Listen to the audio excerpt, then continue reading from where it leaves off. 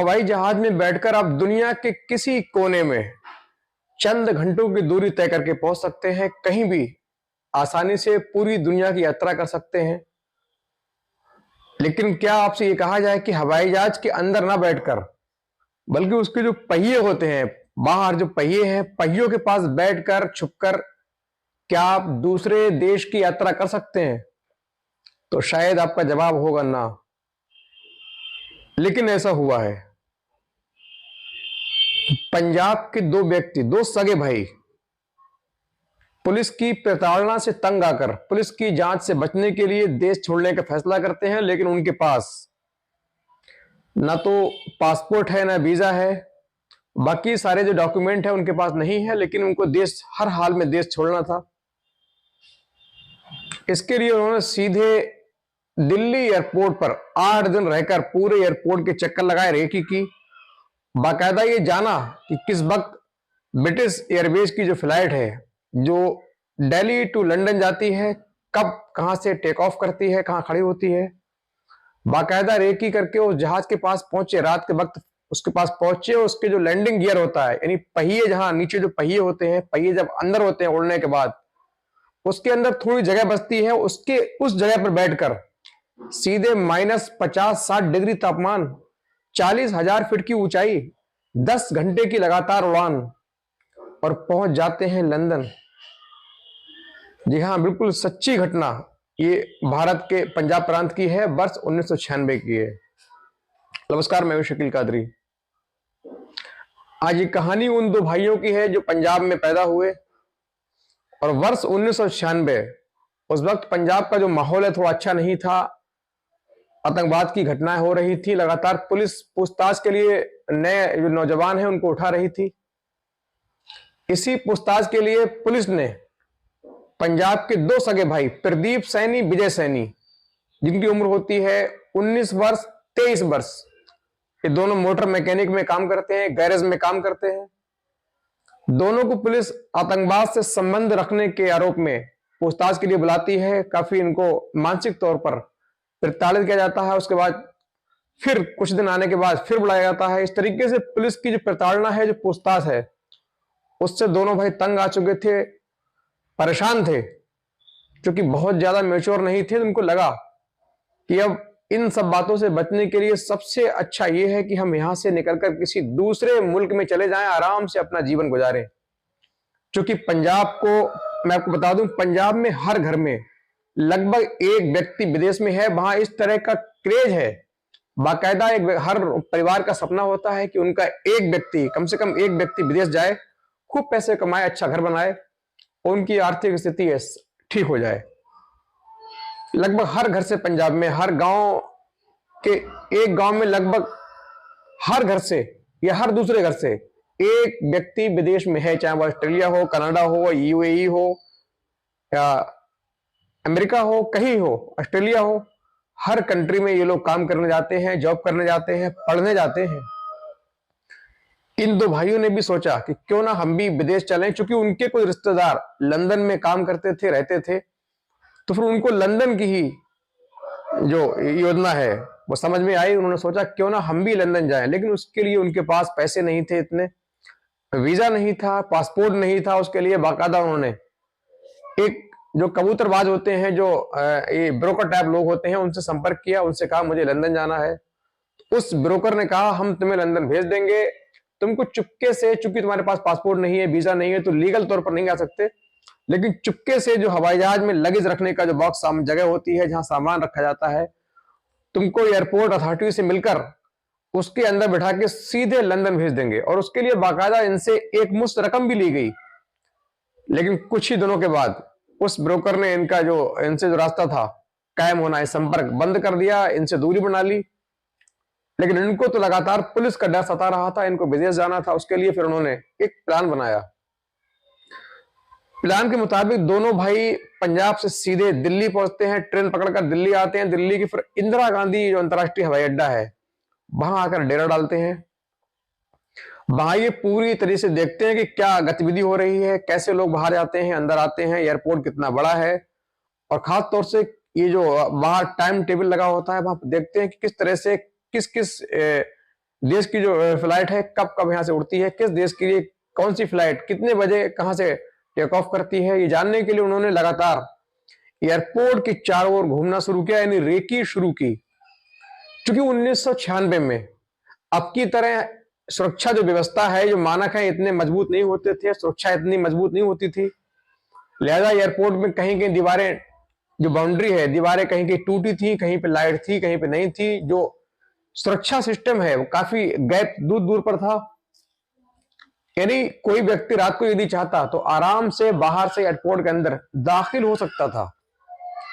अब इन दोनों भाइयों ने, प्रदीप सैनी, विजय सैनी, इन्होंने चोरी चुपके एयरपोर्ट के काफी दूर दूर से खेतों में काम करने के बहाने ये एयरपोर्ट की रेकी करते हैं। लगातार 8 दिन तक ये घूमते रहे। इस दौरान इन्होंने जो मेन गेट है, जो काउंटर वगैरह होते हैं, वो पता किया कि लंदन वाली फ्लाइट कब कब उड़ती है, किस किस रनवे से जाती है। इसकी इन्होंने पूरी जानकारी कर ली। इनको मालूम चला कि रात के लगभग 11 बजे के पास फला जगह से लंदन के लिए फ्लाइट, ब्रिटिश एयरवेज की जो फ्लाइट है वो उड़ती है, टेक ऑफ करती है। अभी पूरी प्लानिंग के मुताबिक दोनों भाई, चूंकि उनको इंडिया छोड़ना था, पुलिस का डर उनको सता रहा था, और डर के आगे अपनी जान की परवाह न करते हुए दोनों भाइयों ने वो रिस्क लिया तो शायद दुनिया में कोई ले सके। एक असंभव और आश्चर्यजनक जो प्लान है उसको सफल बनाने के लिए निकल पड़े थे। अब धीरे धीरे वो दिन आता है जिस दिन इनको चुपके से हवाई जहाज में बैठकर, यानी लटक कर, सीधे लंदन पहुंचना था। तय वक्त से कुछ घंटे पहले, इन लगभग रात के 11 बजे के आसपास, ब्रिटिश एयरवेज की जो फ्लाइट है टेक ऑफ करती थी। इनको मालूम था कि किस पट्टी से ये फ्लाइट टेक ऑफ करती है, पहले कहां खड़ी होती है। बाकायदा पूरा 8 दिन उन्होंने गहनता से इसका निरीक्षण किया, उसको परखा, जांचा, जानकारी ली। अब तय वक्त पर एयरपोर्ट की जो पट्टी है, बाहर से उसकी बाउंड्री वाल के पास आकर दोनों भाई बैठ जाते हैं। एक भाई खड़ा होता है, दूसरा भाई उसके ऊपर कंधों पर खड़े होकर पूरा मुआयना करता है। चूंकि रात का वक्त होता है, इतनी लाइट, उस वक्त 1996 की बात कर रहा हूं, लाइटिंग इतनी अच्छी थी नहीं, सुरक्षा व्यवस्था भी आज की तरह नहीं होती थी उस वक्त। अब खड़े होकर बारीकी से देख रहा था कि ब्रिटिश एयरवेज की फ्लाइट खड़ी है और जो सामान लोड करने वाले कर्मचारी होते हैं पूरा सामान लोड कर देते हैं। बाकायदा उसमें फ्यूल भी डाल दिया गया, फ्यूल टैंकर जो है फ्यूल डाल के चला जाता है। अब तमाम जो यात्री हैं बैठ जाते हैं। ये दोनों भाई लगातार उस सीन को बाज कर रहे थे, देख रहे थे। कुछ मिनट के बाद हवाई जहाज की जो गेट है बंद हो जाते हैं, जो ट्रॉली होती है वो निकल जाती है, यानी सीढ़ियां जो है हटा दी जाती हैं, गेट बंद हो जाता है। अब बस इसी वक्त पर इनको मालूम था कि अब कुछ ही मिनट में जो हवाई जहाज है यहां से मूव करेगा, टेक ऑफ के लिए अपनी जो रनवे है वहां पहुंचने वाला है। फौरन एक भाई जो कंधे पर खड़ा था सीधे बाउंड्री पर चढ़ता है, उसके बाद हाथ के सहारे दूसरे भाई के ऊपर खींचता है। दोनों भाई सीधे एयरपोर्ट पर नीचे कूदते हैं, दाखिल होते हैं चुपके से। चूंकि रात का वक्त था, रेंगते हुए, झुके हुए जाकर सीधे जो हवाई जहाज जहां खड़ा होता है वहां पहुंचते हैं, नीचे खड़े हो जाते हैं। धीरे से जो पहिए हैं, क्योंकि जो पहिए हैं जब हवाई जहाज उड़ जाता है तो पहिए ऑटोमेटिक अंदर पहुंच जाते हैं। अंदर चूंकि इतनी जगह होती है कि पहिए अंदर होने के बावजूद एक व्यक्ति आराम से उसमें बैठ सकता है। अब दोनों भाई दोनों पहियों के अंदर जो उनके पार्ट होते हैं, लोहे के एंगल वगैरह होते हैं, उसमें फंसकर बैठ जाते हैं। कुछ देर के बाद जो प्लेन है वहां से मूव करता है, रनवे आता है, फिर उड़ान भरता है। उड़ान भरता है, समझिए, कल्पना करिए आप, जिस वक्त हवाई जहाज उड़ान भरता होगा उस वक्त कैसा तूफान आता होगा, कैसा भूकंप की तरह कंपन होता होगा। फिर भी दोनों भाई हिम्मत से बैठे रहे। कुछ ही देर में जो हवाई जहाज है वो टेक ऑफ कर जाता है, बुलंदी छूने लगता है, आसमान में पहुंचता है। उसके बाद जो पहिए हैं, यानी लैंडिंग गियर है, बंद हो जाता है। दोनों भाई अंदर बंद हो जाते हैं और दोनों भाई उड़ रहे होते हैं। अंदर एयर होस्टेस है, जो कर्मचारी होते हैं विमान के, वो चाय ड्रिंक वगैरह सर्व करते हैं, पानी सर्व करते हैं। उसके बाद लाइटें ऑफ कर दी जाती हैं। हवाई जहाज अब लगभग 40,000 फीट की बुलंदी है, लगभग 13 से 13.5 किलोमीटर की हाइट ले चुका था। चूंकि तापमान ऊपर कम होता है, -50 से -60 डिग्री तापमान, यानी 0 डिग्री पर बर्फ जमने लगती है और फिर उससे भी 50 टाइम 60 टाइम नीचे माइनस में तापमान। समझिए, कल्पना करिए उस वक्त उन दोनों भाइयों को क्या हुआ होगा। कोई रजाई नहीं, बिस्तर नहीं, कोई ब्लैंकेट नहीं, कोई गर्म सामान नहीं।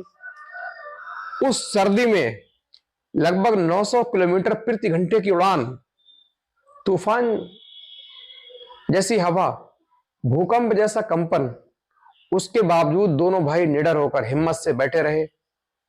लगभग 10 घंटे की दूरी तय करने, 10 घंटे का सफर करने के बाद ये जो फ्लाइट है वो लंदन के हीथ्रो एयरपोर्ट, जो दुनिया की बिगेस्ट एयरपोर्ट ऑफ वर्ल्ड, यानी दुनिया के सबसे व्यस्तम हवाई अड्डों में से एक हीथ्रो एयरपोर्ट पर पहुंचता है।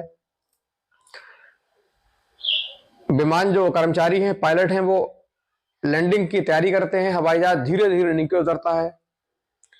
उसके बाद पट्टी पर उतर जाता है। उतरने के बाद रुक जाता है। फौरन जो सबसे पहले सामान को अनलोडिंग वाले कर्मचारी होते हैं, एयरपोर्ट कर्मचारी, फौरन ट्रॉली लेकर जो लगेज वगैरह यात्रियों का होता है उसको लेने के लिए एयरपोर्ट की ओर दौड़ते हैं। लेकिन तभी ये कर्मचारी देखता है कि नीचे पहियों के पास एक व्यक्ति की बॉडी पड़ी है जो बिल्कुल कराहने की आवाज आ रही है, लगभग बेहोश सा है, अचेत सा है, लेकिन उसके पास से कराहने की हल्की हल्की आवाजें निकल रही हैं। फौरन इसकी इत्तला सीनियर अधिकारी को देता है। अधिकारी हड़कंप मच जाता है, मौके पर फौरन पहुंचते हैं। चूंकि बीमार व्यक्ति की ऐसी बात थी तो फौरन सबसे पहले एम्बुलेंस को फोन करके बुलाते हैं। एम्बुलेंस में इसको जो बड़ा भाई होता है प्रदीप सैनी, जिंदा रहता है, इसको रखते हैं, सीधे हॉस्पिटल ले जाते हैं। वहां जाकर जो डॉक्टर हैं उसका ट्रीटमेंट शुरू करते हैं। चूंकि बेहोशी हालत में था, लगातार उसका इलाज किया जा रहा था। लगभग 3 दिन के बाद उसको थोड़ा थोड़ा होश आता है। फिर उसको खाने के लिए डॉक्टर जूस वगैरह देते हैं, पीने के लिए दवाइयां लगातार चल रही थी। एयरपोर्ट की एक टीम बाकायदा, एयरपोर्ट अथॉरिटी की पुलिस बाकायदा इसकी कड़ी निगरानी कर रही थी। उनको समझ नहीं आ रहा था ये व्यक्ति कैसे यहां तक पहुंचा। अब चूंकि उसके होश में आने के, सही तरीके से नॉर्मल होने के लिए सब इंतजार कर रहे थे। धीरे धीरे उसकी जो तबीयत है नॉर्मल होती है। उससे पूछते हैं आप कौन है? तो सबसे पहले वो कहता है मेरा भाई कहाँ है। भाई का नाम सुनने के बाद जो कर्मचारी हैं, डॉक्टर हैं, वो हैरान रह जाते हैं। पूछते हैं माजरा क्या है? फिर वो कहता है चूंकि इसको थोड़ी थोड़ी इंग्लिश भी आती थी, हल्की फुल्की इंग्लिश आती थी, इंग्लिश टूटी फूटी इंग्लिश के सहारे से बात की गई। जब ज्यादा काम नहीं चला तो वही लोकल एक इंडियन व्यक्ति को लाया गया हॉस्पिटल, जो वहां काम कर रहा था एयरपोर्ट अथॉरिटी में। उसने एक ट्रांसलेटर का काम किया। उसने इससे बात की आप कौन है? उसने कहा मेरा भाई भी है, हम दोनों भाई दिल्ली से लंदन के लिए लैंडिंग गियर में छिपकर चले थे। मैं तो यहां हूं, लेकिन मेरा भाई कहाँ है? हम दोनों भाई साथ साथ उड़े थे। सुनकर जो अथॉरिटी है उनके हाथ पर फूल जाते हैं कि दूसरा व्यक्ति कहाँ है। तभी एक दिन के बाद एयरपोर्ट के जो पास में एक जगह है, शहर है, जो नगर है, उसमें एक घर है। घर में किसी के घर में एक जो बॉडी है, पत्थर बनी बॉडी गिरती है, आंगन में गिरती है। वो व्यक्ति अपने लॉन में बैठे हुए थे। उन्होंने तत्काल इसकी सूचना पुलिस को दी। पुलिस फौरन पहुंची। पुलिस ने उसको कब्जे में लिया। देखा कि पत्थर नुमा एक इंसान की लाश थी, पत्थर बर्फ से जमी हुई। जिस स्थान पर गिरी वहां थोड़ा 3-4 इंच का खड्डा भी हो गया, क्योंकि इतना वजन होता है, ऊपर से गिरी। वो व्यक्ति हैरान रहेगा कि ये बॉडी कहां से आई, ये पत्थर नुमा चीज कहां से आई। पुलिस ने गर्म उपकरणों के सहारे उसकी बॉडी को पहले बर्फ को पिघलाया। उसके अंदर उसकी बॉडी निकली। जब बॉडी निकली तो चूंकि पहले अखबारों में ये बात छप चुकी थी कि दिल्ली से लंदन के लिए 2 भाई चले, एक भाई अभी एयरपोर्ट पर हॉस्पिटल में इलाज ले रहा है, एक भाई का पता नहीं है। ये खबर पूरे लंदन में आग की तरह, जंगल में आग की तरह फैल चुकी थी। फौरन पुलिस जो कर्मचारी है उन्होंने फौरन एयरपोर्ट अथॉरिटी से संपर्क किया। उनसे कहा कि एक व्यक्ति मिला है, इसका फोटो उसके भाई को दिखा दीजिए, हो सकता हो कहीं ना कहीं ये उसका भाई हो। फौरन उसके फोटो लेकर उनके भाई को दिखा। उसके भाई जो प्रदीप सैनी है, जो अस्पताल में था, उसको दिखाया गया। उसने पहले नजर में कहा ये मेरा भाई है। दरअसल हम दोनों भाई दिल्ली से लंदन के लिए 7 लैंडिंग गियर में बैठकर उड़े थे। मेरा भाई कैसे खत्म हो गया? ये मत सुनकर वो दहाड़े मारने लगा, रोने लगा, और वो कहने लगा कि हम दोनों मर क्यों नहीं गए। उसको अपने भाई खोने का बहुत गम हो रहा था। उसके बाद उसके भाई का वहीं अंतिम संस्कार किया गया। अब चूंकि धीरे धीरे होश में आ रहा था, ठीक हो रहा था। चूंकि अब एक परेशानी तो दूर हुई कि इसका जो इलाज है, जो बीमारीपन है, दूर होगी, धीरे धीरे नॉर्मल हो रहा था। लेकिन दूसरी मुश्किल ये थी कि अब दूसरे देश में बिना वीजा पासपोर्ट पहुंचे, अवैध तरीके से, इलीगल तरीके से, तो इनके खिलाफ बाकी जो पुलिस स्टेशन है वहां मुकदमा दर्ज हुआ, अदालत में केस चला कि आप अवैध तरीके से हमारी कंट्री में आए, इसके खिलाफ जो भी सजा होगी आपको भुगतनी होगी। और ये प्रदीप सैनी जो जिंदा बचा, इसकी उम्र 23 साल थी, इसने कहा कि मुझे छोड़ दीजिए, मैं अपने भाई के साथ आया, मेरा एक भाई भी मैंने खो दिया इस हादसे में, चूंकि मैं परेशान था, पंजाब पुलिस मेरे पीछे पड़ी थी, लिहाजा मुझे मेरे गुनाह को, मेरी परेशानी को देखते हुए माफ किया जाए। लगातार 18 साल तक, यानी ये घटना है 1996 की, और 2014 में बाकायदा वहां की जो अदालत है उसने एक ऐतिहासिक फैसला सुनाया। अब 1996 और 2014, यानी 18 साल के बाद वहां की अदालत ने एक ऐतिहासिक अजीबोगरीब फैसला सुनाया। उसने कहा कि ये दोनों भाई अवैध तरीके से तो आए, अवैध तरीके से इन्होंने एंट्री की, जो कानूनी रूप से गलत है, लेकिन इनका हौसला, इनकी हिम्मत को दाद देनी होगी। इन्होंने डर से, चूंकि इनके दिल में पुलिस से पकड़े जाने का डर था, और डर के लिए इन्होंने अपनी जान को पूरे रिस्क पर लगाया। इन्होंने वो काम किया जो शायद दुनिया में कोई ना कर सके, इन्होंने अपना भाई भी खोया, लिहाजा ये अदालत इनकी सजा है माफ करती है, बाकी बल्कि इनको पूरे जो इस देश की जो नागरिकता है, सिटीजनशिप है, वो फ्री में देती है। इनको आजीवन यहाँ रहने का अधिकार है, यहाँ रह के काम कर सकते हैं। इसके बाद जो प्रदीप सैनी है वहीं रहने लगता है। अब उसको चूंकि वहां की नागरिकता मिल चुकी थी, तो उसने फिर वहीं 2-3 साल के बाद शादी की, 2 बच्चे हुए। और इत्तेफाक की बात यह है कि उसको उसी एयरपोर्ट अथॉरिटी पर जो पेय पदार्थ होते हैं उनको सप्लाई करने का उसको ठेका, कॉन्ट्रैक्ट मिलता है। उसके बाद पार्ट टाइम में उसी एयरपोर्ट पर जहां वो कभी अचेत अवस्था में पहियों में बैठकर आया था, वही टैक्सी चलाने का कार्य करता है आज भी। आज उसकी जो उम्र लगभग 52 वर्ष की है, 2 बच्चे हैं, लेकिन आज भी लोग उससे पूछते हैं तो उस घटना को याद करके शहर जाता है, कांप जाता है। एक ही बात कहता है कि काश हम दोनों भाई जिंदा आए होते या हम दोनों मर गए होते। उसके भाई की जो याद है, जो गम है, आज भी उसके सीने में मौजूद है। और जो लोग लंदन जाते हैं एयरपोर्ट से बाहर, उसको जिसको ये प्रदीप सैनी मिलता है, तो जरूर उससे पूछते हैं तुम दिल्ली से लंदन कैसे पहुंचे, ये हिम्मत कहां से लेकर आए। उसके बाद वो अपनी तमाम जो कहानी है सुनाता है।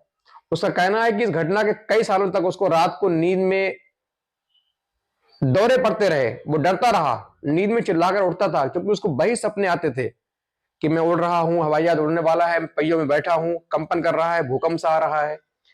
लेकिन धीरे धीरे उसकी बीमारी ठीक हुई और आज वो लंदन में बाकायदा ड्रग जो पेय पदार्थ हैं एयरपोर्ट पर सप्लाई कर रहा है, अच्छे पैसे कमा रहा है। वहीं उसको नागरिकता मिल चुकी है, बीवी है, बच्चे हैं, एयरपोर्ट के बाहर पार्ट टाइम टैक्सी भी चलाता है। और आपको ये सच्ची घटना कैसी लगी, ये कमेंट करके जरूर बताएं। यदि कहानी अच्छी लगी हो तो चैनल